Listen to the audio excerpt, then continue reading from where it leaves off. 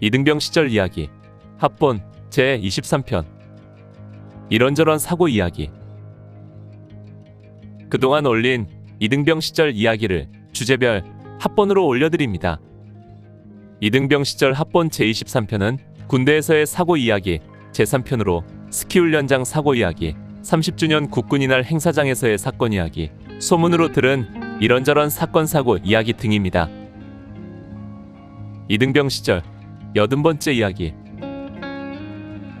사고사진 전시회와 사고 이야기.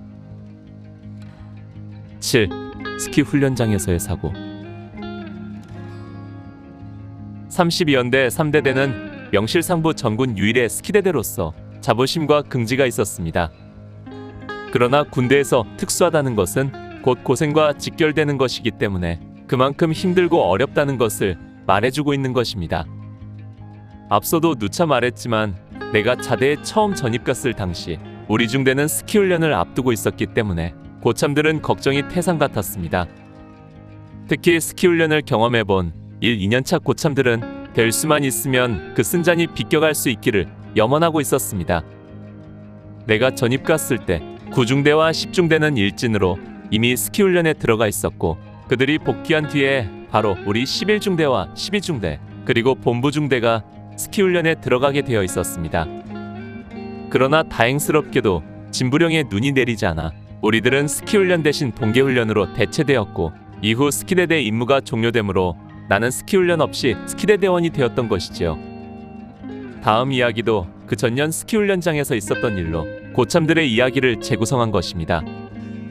아마 당시를 경험했던 선배들은 더 생생한 추억담이 있을 것입니다. 1년 전인 1980년 2월 그해 스키 훈련이 진부령 흘리에 있는 북설악 스키장에서 2주 동안 실시되었습니다. 이때 우리 소대에서는 전입 온 지 얼마 되지 않은 장아무개, 양아무개, 김아무개 상병이 새내기 이등병을 달고 이 스키 훈련에 참가했습니다. 눈 덮인 광치령을 넘어 원통을 거쳐 80km 이상 되는 거리를 22시간여 걸어서 진부령에 도착했습니다. 진부령은 폭설이 내려서 깊은 곳은 한 길 이상 눈이 쌓여있는 그야말로 설국이었다고 합니다. 추위와 눈길을 뚫고 도착한 스키장에 부대원들을 맞이한 것은 사르르는 북풍한 설과 숙소로 쓸 24인용 소대군용 텐트였습니다. 제대로 된 막사가 따로 있는 것이 아니라 두꺼운 천으로 된 커다란 천막 텐트였던 것이지요. 이곳에서의 밤은 악몽이었다고 합니다. 옷을 다 껴입고 모자를 쓰고 마스크를 하고 자야 했고 아침에 일어나면 마스크 위에 입김이 얼어서 하얀 얼음이 덜그럭거렸습니다. 텐트 안에 있는 모든 물기 있는 것은 다 꽁꽁 얼어서 주전자에 물도 떠다 놓지 못했다고 합니다. 한 번은 취침 등으로 켜둔 촛불로 불이 나서 일부 장구리와 소총 등이 불타는 사고도 있었답니다. 다행히 인명피해는 없었지만 자칫 큰 사고로 이어질 수 있는 순간이었습니다. 이렇듯 악몽의 밤이 지나고 나면 피눈물 나는 훈련이 기다리고 있었습니다. 스키 교육은 이사단 수색대 스키부대에서 파견 나온 교관과 조교들이 실시했습니다. 육격장에서 빨간 모자 조교들이 무서운 것처럼 스키장에서의 조교들은 저승사자같이 교육생들을 못 잡아먹어 으르렁댔습니다. 우리가 보통 스키 훈련이라고 하면 활강이나 회전 등 스키 기술을 교육하고 연습하는 것이라고 생각하기 쉬운데 군대에서의 훈련은 그런 신사적인 방법을 사용하지 않았답니다. 스키 기술과 전술적 운용 등은 2, 3년차들이 교육받고 1년차들은 거의 모든 시간을 갖가지 얼차려와 PT 체조로 때웠습니다. 새내기로 참가한 당시 이등병들은 스키를 신고 옆걸음으로 언덕을 오르는 연습을 하고 눈 위에서 미끄러진 것이 훈련에 다였다고 하더군요. 그 나머지 시간은 오직 고통의 시간들이었습니다. 육격장에서 받는 PT 체조를 올빼미 체조라고 부르듯 스키장에서의 PT 체조는 설비호 체조라고 부른다고 하더군요. 스키장에서 괴롭게 하는 것은 추위와 혹독한 훈련뿐 아니라 자연적 요인에서 오는 괴로움이 또 있었습니다. 하얀 눈 위에서 계속 생활하다 보니 흰눈에 반사된 햇볕으로 인해 피부가 검게 타고 눈이 빨갛게 충혈되는 설암병이 생기는 것이지요. 설암병에 걸리면 눈이 따끔거리고 시야가 흐려지며 심하면 시력이 떨어지게 된다고 하더군요. 거기에 추위로 인한 동상 등 신체적 어려움은 말로 다 할 수 없었다고 합니다. 그날도 그 유명한 통닭구이 얼차려를 받고 있었답니다. 먹음직한 이름의 이 얼차려는 스키장에서 가장 악명 높은 얼차려였습니다. 상의를 완전 탈의한 채 눈 위에 누워 좌로 굴러 우로 굴러 또는 포복 앞으로 철조망 통과 등을 교관의 구령에 맞춰 실시하고 있었습니다. 그들이 구르고 기는 동안 조교들은 옆에서 스키 스틱으로 눈을 찍어 그들의 몸에 뿌려댔고 그때마다 눈에 맞은 피부는 침에라도 찔린 듯 따끔따끔했습니다. 그렇게 1시간 이상을 눈 위에서 굴렀을 때 한 사람이 움직이지 않더랍니다. 체온이 떨어져서 온몸이 경직되어 얼어 죽기 일보 직전이었던 것이지요. 놀란 교관은 즉시 얼차려를 중지하고 병력들을 네모반에 복귀시키면서 그 사람을 후송시켰습니다. 다행히 그 사람은 죽지 않았지만 참으로 아찔한 순간이었습니다. 이 일로 인하여 그 교관은 문책당했고 그 일 이후로는 심한 얼차려는 실시하지 못했다고 합니다. 그러고 나서 1년 뒤 내가 자대에 전입가서 스키 훈련을 앞두고 고참들의 피눈물 나는 무용담에 엄청난 걱정을 하고 있을 때 천우 신조인제 진부령에 눈이 내리지 않아 스키 훈련이 취소되었고 그 뒤로 스키대대 임무가 종료되는 바람에 나는 영영 스키 훈련을 받지 않은 스키대 대원으로 남게 된 것입니다. 이등병 시절 81번째 이야기. 사고사진 전시회와 사고 이야기. 8. 기타 사고 이야기. 첫 번째 이야기. 건군 30주년 국군이 날 연습장에서의 싸움. 기왕 스키대대 이야기가 나온 김에 스키대대에 관련된 이야기 하나를 더 하려고 합니다.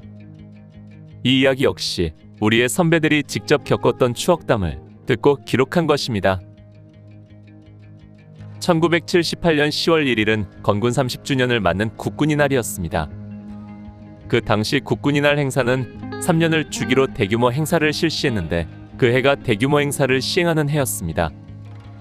그 이후 대규모 행사는 내가 참가했던 33주년 행사로 1981년에 실시되었지요. 30주년 국군이 날 행사를 위해 우리 스키대대는 다른 부대들과 함께 여의도 광장 한편에 마련된 수경지에서 생활하며 연습을 하고 있었습니다.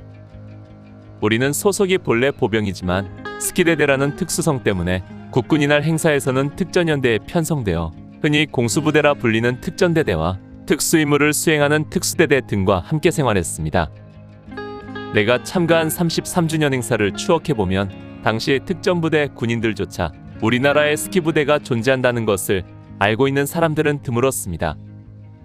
평소에 전혀 노출되지 않았던 부대가 국군이 날 행사장에 스키를 메고 출연하면 모든 사람들이 우리를 정말 숨겨져 있는 특수한 부대로 인식하였고 우리는 굳이 우리의 본 모습을 밝히지 않았습니다. 그러기에 다른 사람들은 우리 스키대대에 대하여 궁금해했고 우리는 적당히 둘러대면서 대한민국의 가장 특별한 부대인 척 뻐기곤 했었지요. 그러다 보니 일반 보병부대로 참가한 병력들은 우리들 곁으로 오는 것조차 꺼려했습니다.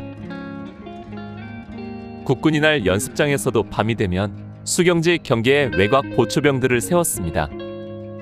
군대이다 보니 같은 나라 군인들이 생활하는 곳에도 서로의 초병들을 세워 상대방을 경계하는 것이지요. 우리 스키대대는 인접해 있는 공수부대와 늘 팽팽한 긴장관계가 유지되고 있었습니다. 우리는 스키부대로서 전군 유일의 특수부대라는 자부심으로 길을 꺾이지 않으려 했고 공수부대는 자타가 공인하는 특전용사로서 우리를 압도하고자 했던 것입니다. 그러던 어느 날, 그날 오침 시간에 스키대 대원 한 명이 특전대 막사에 대검과 군화를 훔치러 갔다가 들켰고 우리 스키부대원이 공수부대원에게 쥐어맞고 돌아왔습니다. 스키부대원이 공수부대원에게 맞고 돌아오자 화가 난 스키부대원 수십 명이 양손에 스키스틱을 뽑아들고 곧바로 급습하여 그대로 막사까지 쳐들어가 무차별 때리고 치고 부쉈다고 합니다. 결국 양 부대의 대대장들까지 달려와서 말리는 바람에 싸움은 그쳤고 행사를 앞두고 유야무야 덮는 바람에 다행히 병사들도 처벌받지는 않았다고 합니다. 여기에는 육사 출신 유아무개 대대장의 역할도 컸었다는 후문입니다. 이후 공수부대에서는 스키부대와 시비 붙지 말라는 말이 유행했다니 그날의 상황이 어떠했는지 미루어 짐작할 만합니다. 두 번째 이야기, 중대장들의 알력. 이 이야기는 내가 자대에 가서 생활할 때 있었던 일이지만 간부인 중대장들에 관한 내용이라 내가 자세히 알 수는 없습니다. 다만 그 당시 부대 내에 우리 사병들에게 퍼졌던 이야기들을 들은 대로 기록한 것입니다. 혹 다른 이야기가 있다면 이 사건의 당사자이셨던 중대장님이나 대대 간부님들께서 증언해 주시면 차후 수정토록 하겠습니다. 내가 자대에 전입 갔을 때 대대한 분위기가 그리 좋지 않았습니다. 소대장과 선임하사 등 중대 간부들은 때때로 모여서 쑥덕거렸고 고참들도 자기들이 알고 있는 이야기들을 수군거렸습니다. 처음에는 모든 것이 생소한 군대 생활인지라 그러려니 했는데 나중에 알고 보니까 대대 내부에 일부 중대장들끼리 알력이 있었습니다. 즉 그 당시 대대 본부 중대장과 10중대장 사이에 좀 심각한 시비가 있었던 것이지요. 보병 한 개 대대에는 3개의 보병 중대와 1개의 중화기 중대, 그리고 본부 중대로 구성되어 있습니다. 그러기 때문에 한 개 대대에는 모두 5명의 중대장이 있지요. 그 중에서 본부 중대장이 가장 파워가 있다고 했습니다. 군대는 보직이라는 말이 있듯이 대대장을 가까이에서 모시는 본부 중대장이 아무래도 힘이 있을 수밖에 없다는 것입니다. 그런데 이 본부 중대장과 10중대장이 무슨 사연이 있는지 몰라도 서로 못 잡아먹어 으르렁대고 있었던 것이지요. 그러던 어느 날 10중대장이 중대장실 책상에 앉아 있는데 갑자기 문이 활짝 열리면서 본부 중대장이 들이닥치는데 그의 손에 권총이 들려있더라는 것입니다. 본부 중대장은 죽이겠다면서 10중대장을 윽박질렀고 권총 앞에 질려버린 10중대장은 살려달라며 빌며 애원할 수밖에 없었답니다. 그 와중에서도 10중대장은 책상 밑에 있는 행정반으로 통하는 비상벨을 눌렀고 곧이어 소대장들이 들이닥쳐 본부 중대장을 만류했습니다. 본부 중대장이 권총을 거두자 분을 이기지 못한 10중대장은 그 길로 대대장에게 달려가 사태의 전말을 보고했고 일의 심각성을 감지한 대대장은 이 사건을 상부에 보고를 했다는 것입니다.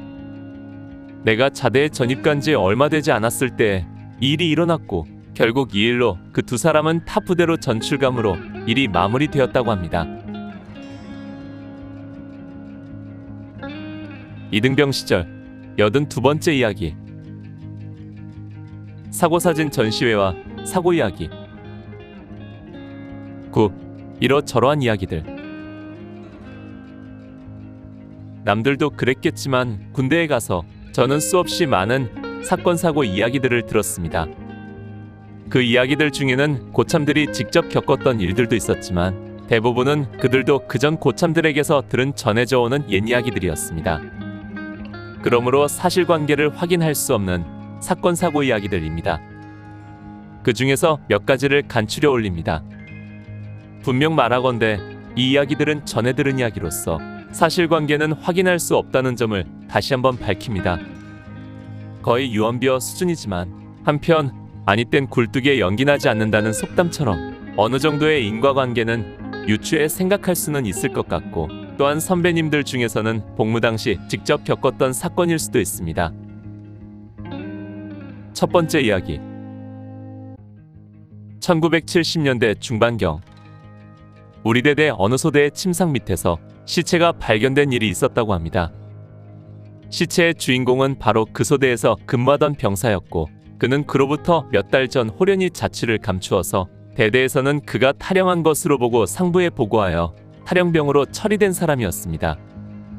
탈영 사건 이후 그 소대 ROTC 출신 소대장은 전역을 했고 중대장도 진급하여 떠나 새로운 중대장이 부임해 있었습니다. 시체가 발견되자 중대장은 그 소대 선임하사를 불러 사건의 진상을 들었습니다. 선임하사의 설명은 간단했습니다. 그 소대의 제대를 며칠 남겨두지 않은 고참이 어느 날 술을 마시고 들어와서 사소한 문제로 일병이었던 그 사람을 때렸는데 어떻게 맞았는지 그대로 죽었다는 것입니다. 당시 현장에 소대원 몇 명이 있었으나 곧 제대할 고참의 일이라 어찌 할 수 없었고 그렇다고 시체를 내다 버릴 수도 없어서 급한 대로 침상 밑으로 밀어넣었습니다. 소대장과 선임하사는 후에 인원이 부족해진 것이 밝혀졌을 때 당사자인 고참병에게서 직접 사건을 전해 듣고는 곧 중대장에게 알렸습니다. 이 엄청난 일을 보고받은 중대장은 이 일을 쉽게 마무리 지어 버렸습니다. 그 중대장은 진급하여 며칠 후면 새로운 보직을 받아 이임할 상태였고, 소대장 역시 곧 전역하여 사업체에 취직할 예정으로 있었는데, 이 일이 표면화되면 그 모든 것이 물거품이 될 상황이었답니다. 그래서 중대장과 소대장은 그대로 덮어두기로 하고 대대에는 탈영보고를 했던 것이지요. 탈영보고가 되자 부대에서는 15일 동안 부대 주변을 샅샅이 수색했으나 찾지 못하였고, 결국 탈영하여 양구를 빠져나간 것으로 보고 사건을 마무리하고 말았습니다. 탈영 사건으로 주변 수색이 이루어지자 침상 밑에 시신 처리를 하지 못하고 미루어지는 사이 사건 당사자 고참병은 제대를 했고, 중대장은 예정대로 진급하여 상급부대로 올라갔고, 소대장 역시 전역을 했습니다. 그 뒤 여름이 되면서 침상 밑에서 썩는 냄새가 계속 났고 결국 시신을 발견하게 된 것입니다. 신임 중대장은 선임하사로부터 사건의 전모를 듣고 즉시 대대장에게 보고를 했습니다. 신임 중대장으로서는 자신과 상관없는 일로 잘못했다가는 자신이 덤터기를 쓸 수도 있었으므로 즉각 보고를 한 것입니다. 그런데 대대에서는 이에 대하여 현재 선에서 마무리 짓고 시체는 밤중에 아무도 모르게 처리하라는 지시가 내려왔습니다. 대대장 역시 조용히 해결할 생각을 한 것입니다. 즉, 몇 달 전에 탈영한 것으로 보고한 사람이 구타에 의해 살해된 시체로 발견됐다면 대대장은 감독소홀 등으로 문책을 당하고 그의 앞날에 큰 장애가 될 것이기 때문이었지요. 이렇게 해서 이 엄청난 사건은 앞날을 염려하는 사람들 덕분에 세상에 드러나지 않고 조용히 마무리되고 말았다는 것입니다. 두 번째 이야기. 좀 오래된 이야기라 고참들도 말로만 전해들은 사건 이야기입니다. 어느 소대의 소위 고문관으로 찍혀서 매일같이 괴롭힘을 당하던 졸병이 있었답니다. 고참들은 재미삼아 그에게 기합을 주고 괴롭혔지만 당하는 입장에서는 가슴에 한이 맺히고 있었습니다. 어느 날 밤, 외곽초소 근무를 마치고 복귀하던 그는 화장실에 들렀다 가겠노라며 함께 근무했던 고참병을 먼저 보냈습니다. 본래 외곽초소 근무자는 근무를 나갈 때 행정반에 들러서 근무 신고를 하고 실탄을 지급받습니다. 그리고 근무를 마치고 복귀할 때도 행정반에 들러 복귀 신고를 하고 실탄을 반납하지요. 그런데 화장실에 들렀던 그는 소대 내무반 뒷문을 두드렸습니다. 중대행정반으로 가기 위해서는 건물을 돌아가야 했습니다. 그러나 소대 내무반을 통하면 질러갈 수 있기 때문에 평소에도 소대원들은 자주 소대 뒷문을 통해 들어왔습니다. 같은 소대원임을 확인한 불침번이 아무 의심 없이 문을 열어주자 그는 뚜벅뚜벅 불침번의 곁을 지나 내무반 통로로 걸어가다가 평소에 자기를 가장 괴롭혔던 고참의 머리에 총구를 대었을 때에도 불침번은 그가 무슨 일을 하려고 하는지 알지 못했습니다. 이때 내무반을 울리는 총성. 탕! 순식간에 내무반은 아수라장이 되었고 모두들 경황이 없는 사이 또다시 울린 한 발의 총성. 자기를 괴롭힌 고참을 죽이고 자신도 스스로 목숨을 끊은 것이지요. 그는 화장실에 들러 소총에 장탄을 하고 놀이새를 후퇴시킨 채 내무반으로 들어왔던 것입니다. 이 일로 당사자와 옆에 자고 있던 전우들이 죽거나 다치고 중대 대대의 책임자들이 문책당하는 등 후유증을 겪어야만 했다고 합니다. 세 번째 이야기. M203 유탄 발사기는 M16 소총 총열 밑에 부착되어 사용하는 화기입니다. 구경 40mm의 작은 주먹 크기 실탄을 장탄하여 발사하면 유효사거리 200여 미터를 포물선을 그리며 날아가 폭발하는데 살상 반경은 15m 정도 되었습니다. 나도 사격하는 광경을 몇 번 보았는데 그 위력은 상당했습니다. 쉽게 생각하면 총으로 쏘는 수류탄 정도로 이해하면 빠를 것입니다. 이 화기는 소총소대 한 개 분대에 한정씩이 보급되어 있었습니다. M203의 실탄은 모양이 꼭 팽이같이 생겨서 우리는 흔히 팽이알이라고 불렀습니다. 이 M203의 실탄에 의한 사고가 다른 중대에서 있었다는 이야기를 들었습니다. 그날도 M203 사격을 마치고 복귀하여 저녁 식사 시간을 기다리며 휴식을 취하고 있었습니다. 보통 사격이 끝나고 복귀하면 제일 먼저 실탄 잔량을 수거하여 병기과에 반납해야 하는데 그날따라 실탄 수거가 늦어지고 있었습니다. 이때 분대장 한 명이 M203의 실탄을 가지고 침상위에서 팽이를 돌리기 시작했습니다. 뱅글뱅글 팽이는 잘 돌았고 몇 명의 소대원들이 이 광경을 둘러서서 보고 있었습니다. 팽이 돌리기에 재미를 붙인 분대장은 몇 번 더 팽이를 돌렸습니다. 이때 스르르르 잘 돌아가던 팽이가 침상 가장자리로 가더니 분대장이 잡을 사이도 없이 그대로 침상 바닥에 톡 떨어지고 말았습니다. 꽝꽝! 폭음과 함께 소대 내는 아수라장이 되고 말았습니다. 포연이 거치고 난 뒤 소대의 모습은 처참한 전장의 모습이었습니다. 분대장과 옆에서 구경하던 몇 명이 그 자리에서 죽거나 다쳤습니다.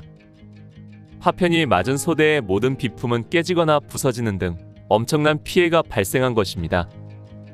몰지각한 분대장의 어리석은 행동이 가져다 준 엄청난 참사였던 것입니다.